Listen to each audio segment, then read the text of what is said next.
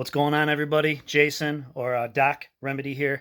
I'm going to get right into it because I absolutely despise long intros on tutorial videos. So you have a brand or a business, or you're a musician, you want to start printing shirts that you can sell.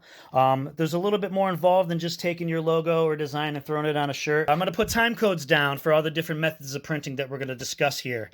So we're going to talk about screen printing, heat transfer vinyl, sublimation. We're going to talk about heat transfers and laser transfers, and we're going to talk about direct-to-garment printing as well. So before deciding the best print method for you, obviously you need to look at the cost, right? And a few factors that are going to dictate your cost are, one, how many colors your design has and what color fabric you need that design to go onto. Two, obviously how many you need. And thirdly, very important, is how many print locations you need. Because anytime you add a print location, you're going to be adding to your cost of not only the ink and the labor as well. Because essentially, if you have 20 shirts, front and back, that's like the printer doing 40 shirts because they have to load every shirt twice. And that's really going to affect your cost. So let's talk about the different print methods. You have screen printing, which is very popular. Screen printing is more designed for bulk orders and large orders. And the reason for that is because of the setup costs. So it's not really economically viable to get a short run order or just a few shirts. And I'll explain that here first. So first we have these screens here. Each screen runs about, we'll say 15 to 35 a screen. What you do is you coat it with the emulsion, you burn the image into it. And after the image is burned into it, you load your shirt up on the platen, and you take a squeegee and you push the ink through the stencil that you've made. The reason it's easier for large print orders is because once you have the machine set up, it doesn't take long at all to pull it down, to print it up really quick, and just pull the shirt off and then go to the next one. Now, there's two main types of inks when it comes to screen printing. There's plastisol inks and there are water-based inks. You can take any band t-shirt or shirt you have in your closet and see if you could feel the ink on there. When you grab it and you could feel it, and it feels like there's ink on the fabric, that's probably plastisol. So plastisol, what happens with that is it prints on the press, it prints on the shirt, and you have to bring it up to a certain temperature. It's what they call the curing temperature. And when it reaches that curing temperature for a specific type of time, and every ink is different, what happens is that's when it bonds to the shirt and the ink is no longer wet, dry, it won't be coming off anymore. Once again, to really take care of your shirts, you should be washing them inside out to get the most longevity out of your print. It will reduce the peeling and cracking of the ink that is inevitable and happens over time. Now with water-based inks will never crack because they are literally, it's water-based, so it doesn't sit on top of the fabric, it dyes the fabric. Water-based inks are nice, just like this. If it's a softer feel, it's not as caked on, and it will almost pretty much literally, it might fade tad just a little bit over time, but it will almost literally last the life of the fabric, which is really nice. But because of the setup costs, like say you want to do multiple colors, you have to make multiple screens because you could only get one color ink through the stencil at a time. So you need to line up the design with each stencil so it lines perfectly up with the other one, and then push that color ink through it. And there's a process to that. So say you want a 2 or 3 color design, we'll say 3 colors. You're going to need 3 screens, plus the cost of the ink, which isn't much, but the cost of ink, the cost of labor, and the cost of the shirt itself. Say you have $30 to $40 in setup costs for a 3-color shirt design. You only want 2 shirts. That's going to be a little expensive. But if you want to stretch that $45 of setup costs over 100 shirts, you can see where the cost per unit gets cheaper and cheaper as you get higher up in bulk. The next method of printing we're going to talk about is extremely popular in home setups and people with small DIY shirt printing businesses, which is heat transfer vinyl. Now, for heat transfer vinyl, you could use something like this. A lot of people use this setup in their home because it's small and compact. And this is a vinyl cutter. There's also vinyl plotters. But what you do is the design prints out here in a cutout form. And when this cuts it all out, you take these tools here, which are weeding tools, and you take all the negative space off that you don't want. And what you're left with is a reverse image of this on your sheet of paper. So this prints face down onto a shirt like that, and you use a heat press, once again, to press it down into the fabric. Now with heat transfer vinyl, It does have a vinyl feel to it. Stores do sell this stuff, so it is commercially acceptable as well. But it's not going to have that soft feel that a lot of inks can have. And sometimes it can crack and peel if you don't wash it right. How you want to wash this is you want to wash these shirts inside out.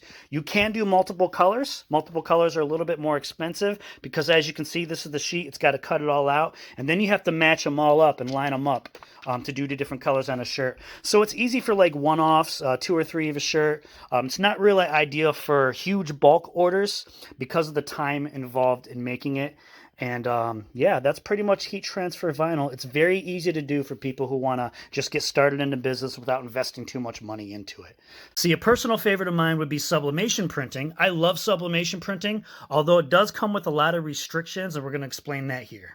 So let's talk about sublimation.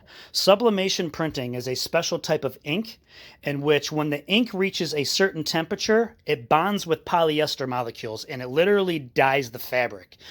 You are restricted mainly to using polyester fabrics, which tend to be a little bit more expensive than cotton. But polyester has a soft feel. It's usually moisture wicking. And as you can see here, like I said, it dyes the fabric. There is literally no ink on there. You don't feel it at all. It feels just like the fabric itself. You can do pretty much every color except for white.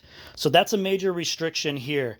There's no white ink. I always say it's very similar to a everyday home printer that you have at home, where white is the background of the paper itself. So there's no white ink in your printer at home. So it's very similar like that. And also you want to stick to light color garments. Since it's a dye, you can't imagine dyeing something black, which is the maximum amount of dye possible, with a yellow ink, for instance, because black is the darkest you can get with a dye.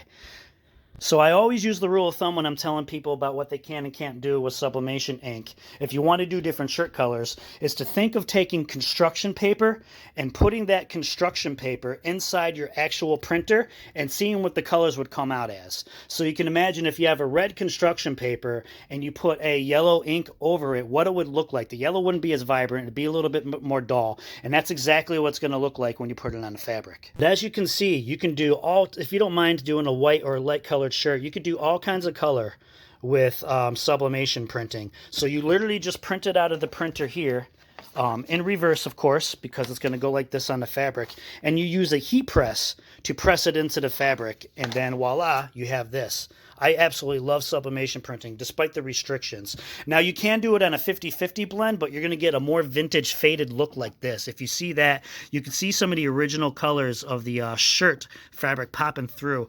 Some people like this. It is a desired effect. And there are special sprays you can use to print on cotton, but it's a little wishy-washy whether they work as vibrant and effective as the way you're actually supposed to do it, which is printing on polyester. So that's sublimation in a nutshell. Similar to heat transfer vinyl, there's another method of printing you could use which just uses heat transfers, which is a specially formulated type of ink similar to plastisol ink. And they also have laser transfers as well. We're going to talk about that and the pluses and minuses to that. A growingly popular method of printing, it's often an upgrade to people who started off with heat transfer vinyl, are these heat transfers as well as laser transfers. They come off different types of printers, but the method is pretty much the same. It prints off the printer, and you print them in reverse, of course, and you throw them on your fabric, and you press them down with a heat press. All right, and here's a heat transfer coming off the press here. So we got heated, and then we quickly peel it off, and what you have left is your transfer onto the fabric. And lastly, we're going to talk about direct-to-garment printing. Direct-to-garment printing is an alternative to screen printing in which it is a little bit more expensive, but it is designed for short-run orders and not large bulk orders, where you can do full colors in just about any type of shirt or fabric. And we're going to talk about the pros and cons for that here too.